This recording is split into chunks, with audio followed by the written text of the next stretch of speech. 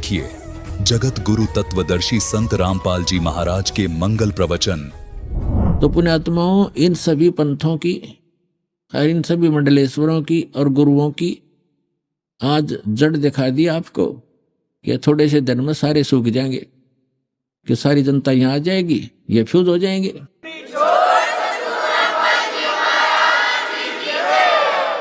तो परमात्मा क्या बताते हैं? सतयुग में सत सुकृत कह टेरा, त्रेता नाम मुनींदर मेरा, द्वापर में करुणा में कहाया, और कलयुग नाम कबीर धराया। चारों युग में आता हूं मैं। सतयुग में सत सुकृत नाम से, त्रेता में मुनींदर नाम से ऋषि कहलाए, द्वापर में करुणा में नाम से, और कलयुग में कहते हैं कबीर नाम से आता हूं। अब सत सुकृत नाम से जब परमात्मा आए उस समय एक कमल के फूल पर विराजमान हुए। ये तो उनकी एक स्थायी लीला होती है, प्रत्येक युग में करते हैं। सतयुग में परमात्मा आए, सत सुकृत नाम से प्रसिद्ध हुए, और एक विद्याधर नाम का ब्राह्मण, दीपिका उसकी पत्नी, दोनों, उनके संतान नहीं थी, उम्र भी काफी हो गई थी, 50-60 के आसपास। और उनको परमात्मा कमल के फूल के ऊपर एक सरोवर पर मिले थे, बालक रूप धारण करके, जैसा वो लीला करते ही करते हैं, शिशु रूप धारण करके आते। तो वह घर पर ले गए उठा करके। कई दिन तक उन्होंने अन्नपान कुछ नहीं किया, जलपान नहीं किया, चिंतित हुए। फिर परमात्मा ने स्वयं ही उनको कहा कि कंवारी गाय लाओ मेरे लिए। अब कुंवारी गाय लाई गई, बछिया, उसने दूध देना शुरू किया। उससे परमात्मा ने दूध पान प्रारंभ किया, क्योंकि कुंवारी गाय एक पवित्र गाय मानी जाता है, पवित्र पशु, और उससे परमात्मा सतलोक से दूध भेजते हैं अपना। पुण्यात्मा, अभी तो विज्ञान ने इतना ही जो प्रोग्रेस की है कि एक स्थान से दूसरे स्थान पर सारी फिल्म की फिल्म भेज देते हैं, और परमात्मा मटेरियल भी भेज देता है ऐसे ही।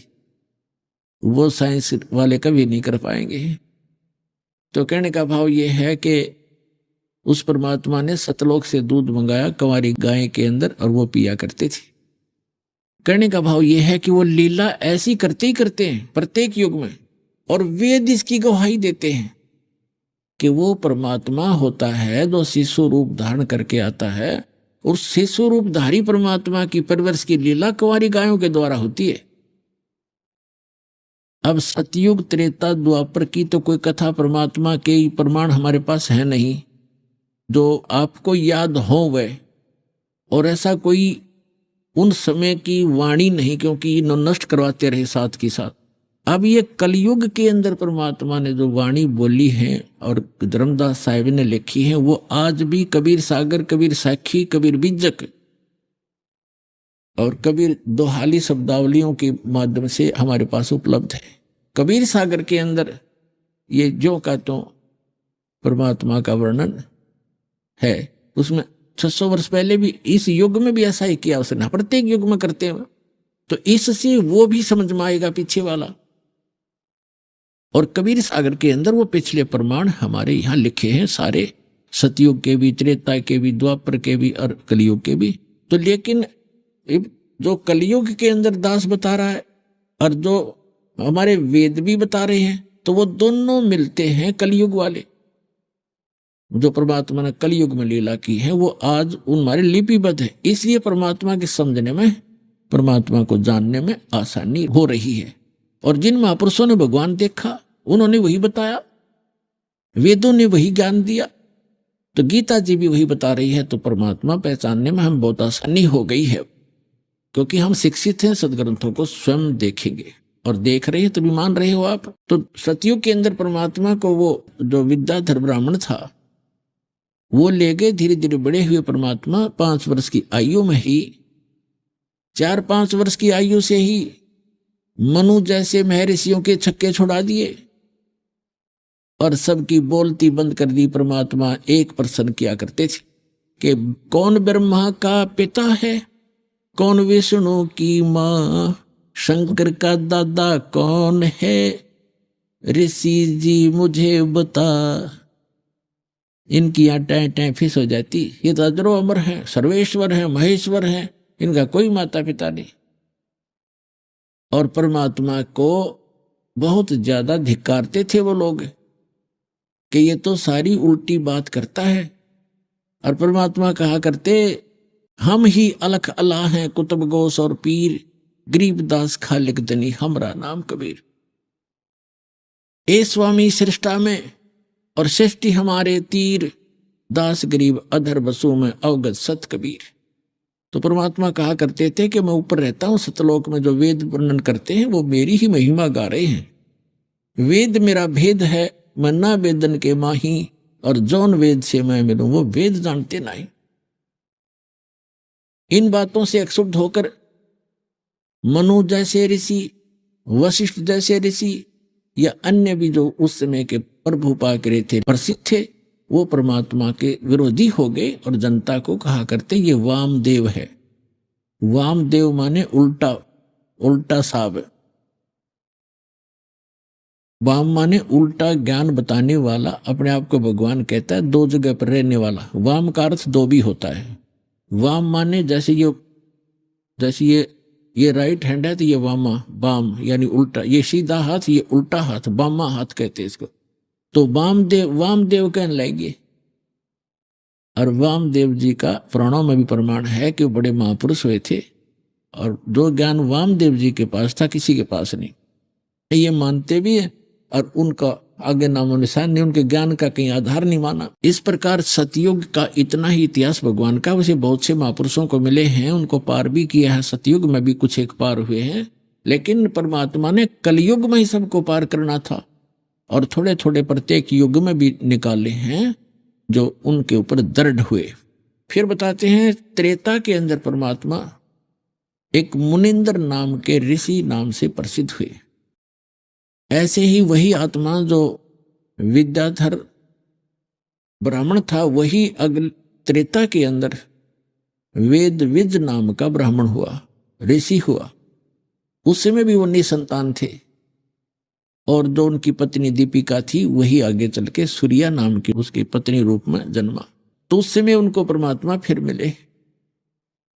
उनको संतान नहीं दी क्योंकि उनके संस्कार में नहीं थी, जानबूझ कर नहीं दी भगवान ने कि इनको निकालना है।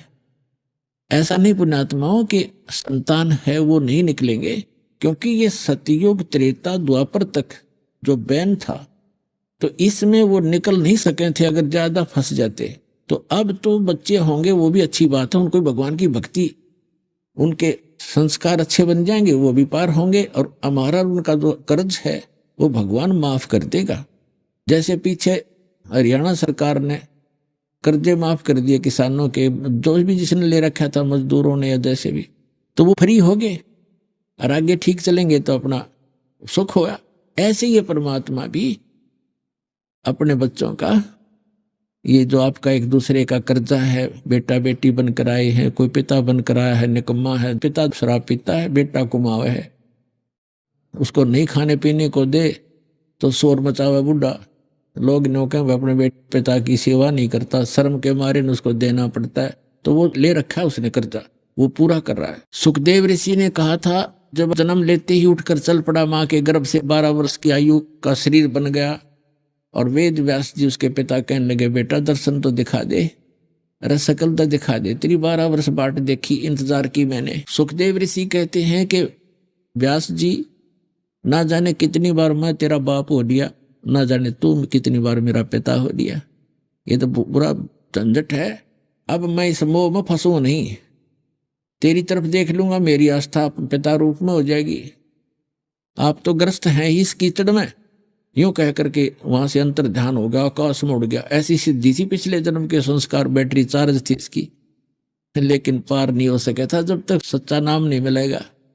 तो कहने का भाव ये, जब सुखदेव ऋषि ने कहा था, एक लेवा एक देवा दूतम, और कोई किसी का पिता नहीं पूतम, ऋण संबंध जुड़ा एक ठाठा, एक ऋण के आधार से, ऋण संबंध से हमारा ये संस्कार जुड़े हुए हैं, हम एक परिवार का तो अपने ठाठ दिखाई देते हैं। ऋण संबंध जुड़ा एक ठाठा, अंत में सब बारा बाटा। आज माता पिता है, बेटा बेटी है, पिता की मृत्यु होगी मन नाइजीरिया में जन्म लेवे, और पुत्र की मृत्यु होगी मन श्रीलंका में जन्म लेगा। 12 बाट हो गए, कोई कहीं जन्मा कोई कहीं जन्मा। ये कहाँ का साथ है आपका? एक लेवा एक देवा दूतम, और कोई किसी का पिता नहीं पूतम। ऋण संबंध जुड़ा एक ठाठा, अंश में सब 12 बाटा। तो पुण्यात्माओं, यहाँ ये नहीं सोचना कि बच्चों को छोड़ दें, पत्नी को छोड़ दें, पति को छोड़ दें, नहीं। जो कर्ज किसी से ऋण दे रखा है और वो लोन देता नहीं तो महानकम्मा आदमी होता है। उसने अपना ऋण सहर्ष उतारना चाहिए, छोड़ के भागने से कोई लाभ नहीं होता। और अब परमात्मा का साथ मिल गया, आपको ऐसा बिजनेस मिल गया कि आपकी कमाई इतनी हो जाएगी कि आप आसानी से ऋण उतार सकोगे। और फिर वो समर्थ मिल गया कि आपका एक दूसरे का ऋण समाप्त कर देंगे और आपको फ्री कर देंगे, आपको मोक्ष दिलाएंगे। तो अब जो आपको संतान है या नहीं है, पुण्यात्मा, ये सत्कर मानना। परमात्मा का विधान जगत से न्यारा होता है। भगत के नियम अलग होते हैं, जगत के नियम अपने होते हैं। उनके नियम यही जन्मने और मरने के होते हैं, भगत ने यहाँ से पीछा छुटवाना होता है। तो जिनके संतान नहीं है उनको कति चिंतित होने की जरूरत नहीं, उनका तो फाइनल गेम है, ये सत्कर मान लिया। लेकिन ये मन डट नहीं देता। यो काल में इतना प्रेरणा भर रखी, इतना प्रेशर भर दिया। बहनें नु सोचती हैं हमें बांझ कहेंगे। एक बहन को बता रहे थे डॉक्टर का कोई तकलीफ नहीं और संतान नहीं, तो ये भगवान की दया होती है। फिर भी परमात्मा आवश्यक समझेंगे तो आपको संतान भी दे देंगे, ऐसी बात नहीं। क्योंकि हमने देखा को 25-25 वर्ष 27 वर्ष विवाह को हो गए थे, आज उस बहन को जुड़वा बच्चे दे रखे 2। एक को 56 वर्ष की आयु में एक लड़की होगी थी, और वो लड़की पुत्र पुत्री वाली हो रही, और उसने दीक्षाली 56 वर्ष की आयु में लड़का दे दिया भगवान ने। तो वो तो मांगते ही संतान, उन्होंने भगवान से कोई लेना देना नहीं। तो ऐसे तो फिर परमात्मा कहते हैं भक्ति तो करोगे तो सारे नियमों से परिचित होना चाहिए, और उचित समझेंगे तो आपको संतान देते उन्हें के देर लगे, हाथ जुड़वा देगा संतान से आपकी, कोई बात है या। लेकिन पुण्यात्माओं, आपका उद्देश्य मोक्ष होना चाहिए। यदि आप आश्रम आते हो और आप भक्ति करना चाहते हो, ठीक है, भगवान कोई बालक नहीं, परमात्मा कोई अनजान नहीं, उसको क्या पता नहीं जो मेरी शरण में आ गया है इसको कौन सी डोज देनी है।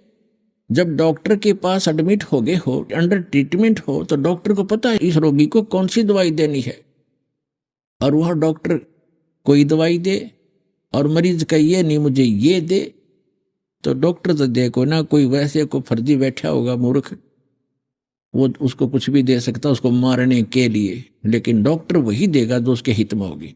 तो आपको वही मिलेगा जो आपके हित में होगा, और गारंटीड मिलेगा। लेकिन आप चाहोगे और आपको हानि करेगा, भगवान नहीं देगा। या आइयो चाहे मत आइयो, ये सत्कर मान लेना।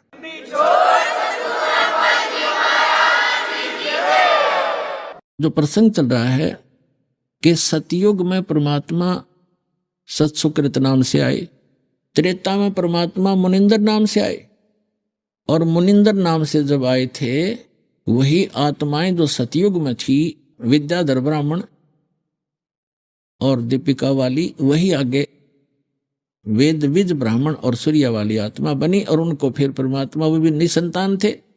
ऐसे ही कमल के फूल पर मिले वो उठा कर ले गए, कुंवारी गाय से उनकी परवरिश हुई।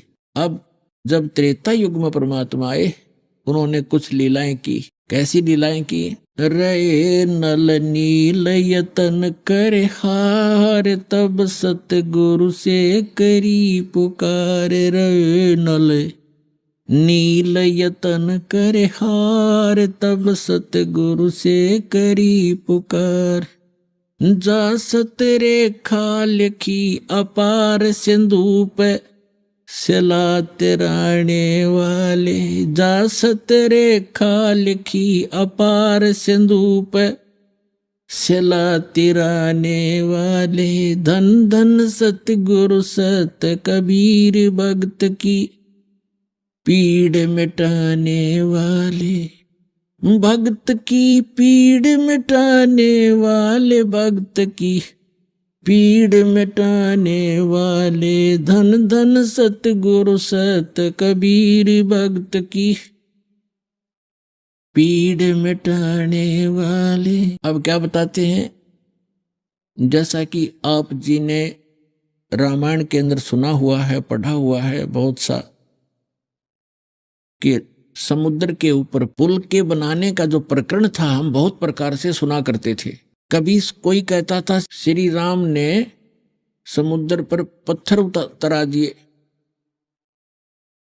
और कोई कहता था कि हनुमान जी ने उस पर राम नाम लिख दिया, पत्थर तैर गए।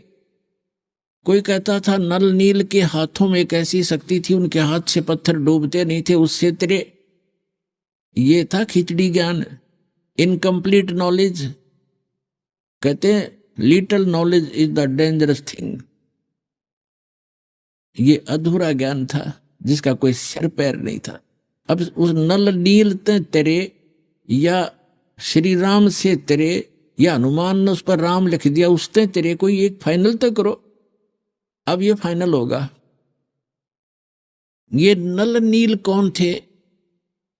ये दोनों आपस में मौसी के बेटे थे, यानी इनकी माताएं बहन थी, और इनके ऊपर 3 ताप का बहुत भयंकर दुख था, जिस कारण ये मेंटल हो गए थे।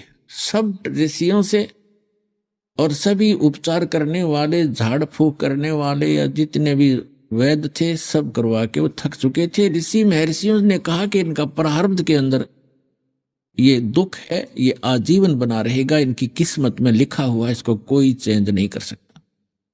लेकिन फिर भी आत्मा जो है परमात्मा की तरफ आकर्षित रहती है, उसका वो यहाँ संतोष नहीं करती कि अब मेरा इलाज नहीं है, फिर भी सोचता है कि कहीं ना कहीं अवश्य भगवान कभी सुनता है जीव की।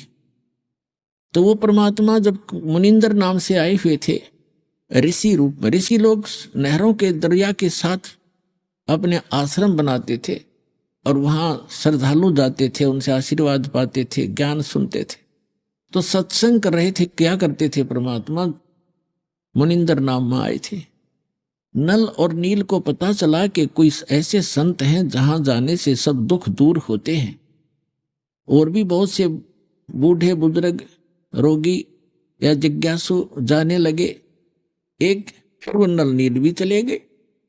नल नील ने जाके ज्यों ही परमात्मा के चरणों में प्रणाम किया और परमात्मा कबीर जी, मुनिंदर जी ने आशीर्वाद दिया, वो दोनों स्वस्थ हो गए। नहीं तो उनको पता नहीं था, ऐसा बुरा हाल था उनका। कभी आंखें ऐसी थी, लाल पड़ते, मुख से लार गिरती थी, ऐसी स्थिति थी उनकी। मेंटल से हो गए थे, आंखें भी टेढ़ी टेढ़ी थी। तो दोनों स्वस्थ हो गए। जो रोग था मानसिक शारीरिक वो सब समाप्त हुआ। तो मुंह की तरफ देखते रहे और कहा, भगवान ओहो आप कहाँ छुपे थे मेरे दाता, आप कहाँ छुपे थे? हम सब जगह थक लिए थे, हमें कोई राहत नहीं मिल रही थी, और खड़े होकर बता रहे हैं देखो हम स्वस्थ हो गए, ये तो भगवान आए हैं, सर्वशक्तिमान है, ये पूर्ण परमात्मा है, ये महर्षि भगवान के ही स्वरूप हैं। उन्होंने परमात्मा से दीक्षा ले ली, फिर सेवा करने लगे। बूढ़े बुजुर्गों की सेवा करें, रोगियों की सेवा करने लगे। उनके बर्तन धोने, कपड़े धोने के लिए ले जाते हाथ जोड़ जोड़ के, क्योंकि सत्संग में बताया जाता है कि यह सेवा भी एक आपको बहुत पुण्य देती है। पुण्यात्मा, हमारे पाप जो है ना कई प्रकार के होते हैं। जैसे कपड़ा मैला हो जाता है और इसमें कई प्रकार के मैल लग जाते हैं, तो कुछ मैल ऐसे होते हैं जो केवल पानी में डालने से सब ठीक हो जाते हैं, जैसे रेत लगा है, गारा लगी है। और कुछ ऐसे मैल होते हैं जो साबुन के प्रयोग से ही साफ होंगे, और कुछ ऐसे मैल होते हैं कि उसको ड्राई क्लीन ही करना पड़ता, उसका कोई विकल्प नहीं रहता। तो इसी प्रकार हम युगों युगों से अपने इस अंतःकरण रूपी कपड़े को ऐसे मैला किए बैठे हैं। तो जैसे उसी मंत्र जाप से कुछ एक को तो जल्दी आराम हो जाता है, तो थोड़ा मैल था जल्दी उतर गया, साफ निर्मल हुआ। और किसी का ज्यादा है तो उसको सारे ट्रीटमेंट करने पड़ेंगे। तो उसके लिए कुछ पाप ऐसे हैं हमारे जो सेवा से कटते हैं। हाथ से सेवा करे, कि तो रोटी पोवे, कि तो बर्तन साफ करे, झाड़ू लावे, मैट बिछावे, कोशिश करे। अगर कोई नहीं करने देता है कि नहीं हम कर लेंगे तो वो दूसरी बात है, पर आपकी नीयत नहीं हो रहा है, हम भी कोशिश करें थोड़ी बहुत सेवा बने भगवान की, तो उससे आपको बहुत लाभ होता है। और दूसरा ये है, जैसे सत्संग सुनने से ज्ञान यज्ञ है, इससे भी कुछ पाप आपके नाश होते। संत के दर्शन से भी आपके कुछ प्रकार के पाप उसी से नाश होंगे, और कोई तरीका नहीं है। और अन्य प्रकार के जो घोर पाप हैं वो मंत्र से साफ होंगे। जो मंत्र से कटेंगे वो मंत्र से ही कटेंगे, और जो दान से कटने वो दान से ही कटेंगे, मंत्र से नहीं कटेंगे। तो इन सब का सामूहिक सभी मिलकर के आप स्वच्छ हो पाओगे, पाप रहित हो पाओगे, भक्ति युक्त हो पाओगे। तो ये सारी क्रियाएं करनी चाहिए और श्रद्धा से करे।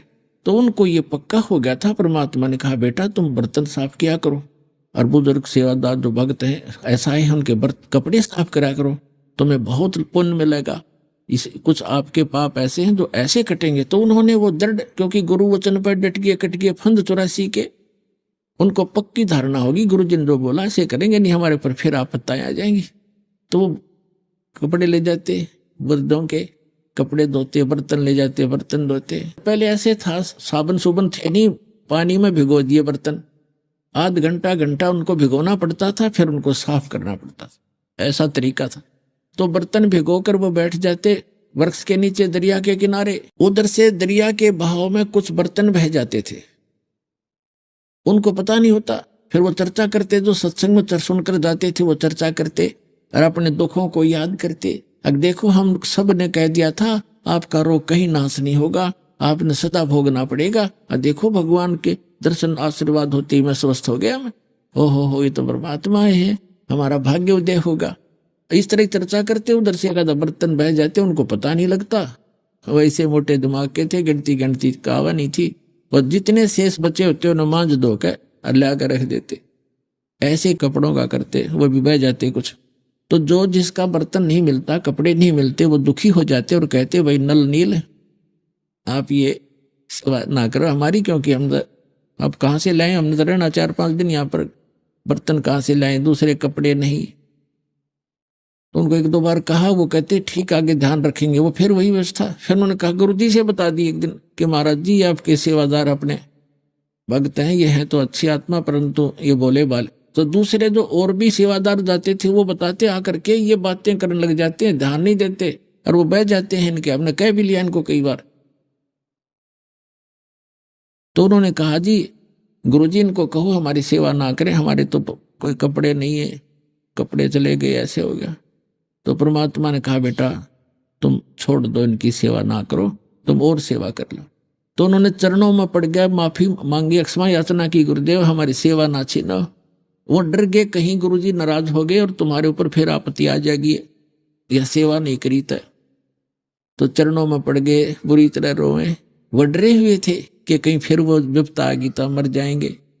तो समझ गए परमात्मा भी अंतर्यामी थे, कहने लगे बेटा कोई बात नहीं, करो सेवा, तुम करो सेवा। और आज से आशीर्वाद दे दिया, तुम्हारे हाथ से पत्थर भी नहीं डूबेंगे जल में, बरसों की तो बात क्या है। तो वो आशीर्वाद दे दिया परमात्मा ने। पहले कांसी धातु के, कांसी धातु थी, उसके थाली बेले हुआ करते और उसको वो पानी में डूबा करते, वो रह ही नहीं सकते। तो परमात्मा ने उस आशीर्वाद के बाद वो कांसी की धातु भी, बेले भी पानी पर तैरने लग जाते, भरे भरे भी। और वस्त्र रख दिए, जहां उन्होंने रख दिया वहीं रह गए, वही उठा मत उठा, दूसरे तो उठे भी को नहीं। अब और भगत भी कोशिश करो ना, तो एक कपड़े ने पकड़ कर 3 खेचे, वो ना हल्ला हर वो उठाओ जब उठ जाए। तो उन्होंने कहा भी गुरु जी ने इनको शक्ति दे दी, जादू दे दिया इनके हाथ में। कहने का भाव ये है दास का कि फिर ये क्या हुआ, जब लंका के ऊपर श्री रामचंद्र जी ने चढ़ाई करनी थी उस पर सीता को छुड़वाने के लिए, तो उसके सामने समस्या आई कि रास्ता नहीं समुद्र में, कैसे सेना को लेकर जाऊं। उस समय आपने भी सीरियल भी देखे होंगे, उसमें घुटनों पानी में खड़ा होकर श्री राम जी ने 3 दिन प्रार्थना की समुद्र से कि मुझे रास्ता दे दे। जब नहीं रास्ता दिया समुद्र ने, कहते हैं लक्ष्मण से कहा था लक्ष्मण मेरा अग्नि बाण दे, ये लातों के भूत बातों से नहीं मानते। अब जो ही उस तीर से समुद्र को फूकना चाहा अग्नि बाण से, उसी समय समुद्र विपर रूप धारण करके, ब्राह्मण रूप धारण करके बाहर आ गया और कहा प्रभु हे मालिक मुझे ना फूक, सारी पृथ्वी का बैलेंस बिगड़ जाएगा, इसमें ना जाने कितने जीव पनाह पा रहे हैं, शरण पा रहे हैं, वो सब नष्ट हो जाएंगे, आप पाप के भागी बनोगे और फिर ये इतना गड्ढा बन जाएगा, आप किसी प्रकार भी नहीं जा पाओगे। आप ऐसा काम करो सर्प भी मर जावे लाठी भी ना टूटे। श्री रामचंद्र जी ने कहा कि बोलो वो कौन सा तरीका बताइए। कि आपकी सेना में नल और नील नाम के दो आपके सेना के अंदर हैं, शिल्पकार भी हैं वो, उनको उनके गुरुदेव से प्राप्त, उनके हाथ में एक शक्ति है, उनके हाथ से पत्थर भी नहीं डूबते, आप उनका सहयोग लीजिए। नल नील को बुलाया गया। नल नील से पूछा कि क्या तुम्हारे हाथ में ऐसी कोई करामात है? तो उस दिन वो फोर गए, अभिमान हो गया उनमें कि हाँ जी है, कि कुछ ट्राई करके दिखाओ भाई, ट्रायल दिखाओ। नल नील दोनों ने एक एक पत्थर उठाया रखा, दोनों डूब गए। फिर उठा के लाए, वो दोनों फिर डूब गए। अब वो असमंजस में पड़ गई, या क्या हुआ आज हमारे साथ। उनके मन में ये वहम हो गया, उनके अभिमान छा गया कि यदि हम कोई प्रार्थना अपने गुरु से करेंगे तो ये न सोचेंगे ये तो शक्ति कहीं और से लेते हैं, इनमें नहीं है। उसी में विपर रूपधारी समुद्र ने कहा कि नलनील तुमने गजब कर दिया, तुमने आज अपने गुरुदेव को याद नहीं किया, जिस करके तुमने हानि करी। याद करो उस परम पिता अपने गुरुदेव को, गुरु को याद करके कोई काम करना चाहिए, तब सफल होता है। नलनील भी समझ गए इस बात को। तो पुण्यात्माओं, परमात्मा कहते हैं कि जैसे माता गर्भ को रख है यतन बना, और ठेस लगे तो छन होए, तेरी ऐसे भक्ति जावे। जैसे किसी बहन को गर्भ होता रहता है और वही जानती है उसको कैसे प्रफुल्लित किया जाएगा। रात्रि के समय करवट लेती है तो भी डरती है कहीं दाब ना आ जा, मेरा लाल खराब हो जा। चलते फिरते भी बहुत सावधानी बरतती है, कहीं पैर ना ऊंचे नीचे में टिक जा और मेरा बच्चा गर्भ नाश हो जा। तो कहते हैं ये भक्ति जिस दिन आपको सत भक्ति सत्संग से, पूरे संत से मिलती है, ऐसे आपके अंदर एक भक्ति रूपी लाल आपकी आत्मा में शुरू हो जाता है बनना। और उसको ऐसा सावधानी से प्रफुल्लित करना पड़ेगा जैसे माता गर्भ को राख यत्न बना और ठेस लगे तो छन्न हो, तेरी ऐसे भक्ति जावे। नाश हो जाएगी भक्ति का, फिर रोती रह जाती वो बहन, उसका पेटा नहीं भरता, जिसका गर्भ नाश हो जाता है। फिर शुरुआत कभी हो ना हो। तो इसलिए पुण्यात्माओं, नलनील ने गलती करी, उसकी सजा तुरंत मिली। फिर उन्होंने भगवान परमात्मा को याद किया। रे नल नील यतन करे हार, तब सतगुरु से करी पुकार। रे नल नील यतन करे हार, तब सतगुरु से करी पुकार। जा सतरेखा लिखी अपार, सिंधु पे चला तिराने वाले। जा सतरेखा लिखी अपार, सिंधु पे सिला तिराने वाले। धन धन सतगुरु सत कबीर, भक्त की पीर मिटाने वाले। तो परमात्मा पहुंचे जब उन्होंने हृदय से याद किया। और रामकृष्ण कौन थे, इनको तो हम वैसे सुप्रीम पावर मान रहे थे, ये भी जब दुखी होते हैं परमात्मा याद करते हैं। और गरीबदास जी ने कहा कि रामकृष्ण सतगुरु सहजादे, ये भी तो उस परमात्मा के सहजादे हैं, ये अच्छी आत्माएं, आपसे भी अच्छे हैं उनके प्यारे बच्चे, लेकिन ये भ्रमित हो गए, काल के फंस गए, इनका दुरुपयोग कर रहा, ये मानने को तैयार नहीं है। लेकिन कोई भी बच्चा माता पिता का बिगड़ जा, गलतियां करता है भारी भारी, तो भी उनके हृदय में जगह नो की नो रहती है। बेटा तो है ही, बेटी तो है ही, वो ममता तो साथ ही है। तो परमात्मा के बारे में गरीबदास जी ने कहा कि रामकृष्ण सतगुरु सहजादे और भक्ति है तीनों होए प्यादे। कहते तीनों देवा कमल दल बसे, ये तीनों देवता हमारे कमलों के अंदर रहते हैं। ब्रह्मा विष्णु महेश, और प्रथम इनकी वंदना, फिर सुन सतगुरु उपदेश। तो श्री राम ने भी फिर देखा भी समुद्र, यो नलनी लाली बात भी बिगड़ गई। अब क्या होगा, जो भगवान को ही याद करता प्राणी हार के, तो उसका भी दुख निवारण करना था श्री रामचंद्र का भी, और नल नील को भी शिक्षा देनी थी। हमारे लिए प्रमाण छोड़ना था कि बकवाद नहीं चले इस भक्ति मार्ग में, आज जीवन सावधान रहना पड़ेगा। तो परमात्मा आते दिखे दूर से। किसी ने कहा कि महर्षि महात्मा कौन आ रहे हैं, नल नील की नजर गई कि तो गुरुजी आगे हैं, सतगुरु आगे हैं। बाज कर चरणों में दंडोत प्रणाम किया, तब तक भगवान निकट आ गए। तब श्री रामचंद्र जी ने अर्ज किया कि हे ऋषि जी, मेरे ऊपर बहुत बड़ी आपत्ति है। सारी कथा सुनाई। परमात्मा बोले मुझे पता है, और कहा कि ऐसा दुर्भाग्य है मेरा कि आज आपके इन शिष्यों के हाथों में भी यह शक्ति नहीं रही, इनके हाथों से भी पत्थर नहीं तैर रहे, मेरा दुर्भाग्य है। तो परमात्मा ने कहा कि अब इनके हाथों से कभी तैरेंगे भी नहीं, क्योंकि इनमें अभिमान सा गया। तब श्री रामचंद्र जी ने कहा जी फिर मेरा क्या होगा? परमात्मा बोले करता हूं इलाज। एक सोटी ले रखी थी परमात्मा ने, डंडी हाथ में छड़ी, डोगा सा। कहने लगे मेरे साथ साथ आ जाओ। एक बहुत बड़ा पहाड़ था, उस पहाड़ के चारों तरफ परमात्मा ने ऐसे अपनी उस सोटी ते, छड़ी ते, डंडी ते रेखा खींच दी कि इसके बीच बीच के पत्थर मैंने हल्के कर दिए, उठाओ और पुल बनाओ। तब वो पत्थर तेरे थे भाइयों, अभी तक कोई का राम ने तार दिए, कोई का नल नील ने तरा दिए, कोई तो हनुमान ने राम का नाम लिख देता है तेरे गे। हनुमान तो अपना दैनिक क्रिया करा करता, वो तो पत्थर पे वैसे लिख लेता था राम राम राम, ताकि सामने वाले भी देखें। क्योंकि भक्ति जो करनी होती है वो मंत्र काम करते करते करना होता है। तो उस राम राम जाप नहीं था उनका, तो राम को तो सिर्फ सामने वाला पढ़ेगा देखेगा तो भी 2 बार तो राम राम कहेगा। इस तरह वो क्रियाएं थी, बाकी उनसे राम नाम से वो नहीं तेरा था। अब कहते हैं जगत का पेखना पेख्या, धनी का नाम ना लेखा। अब एक दूसरे के सिर पर धरे बैठे, उसने ऐसे कर दिया, उसने ऐसे कर दिया, कहते जो करने वाले का तो जिक्र भी नहीं। तो इस प्रकार त्रेता युग में आए थे भगवान मुनिंदर रूप में परमात्मा। उस समय नल नील को स्वस्थ किया और श्री रामचंद्र जी के ऊपर जो पहाड़ जैसा दुख था वो पुल बनवाया।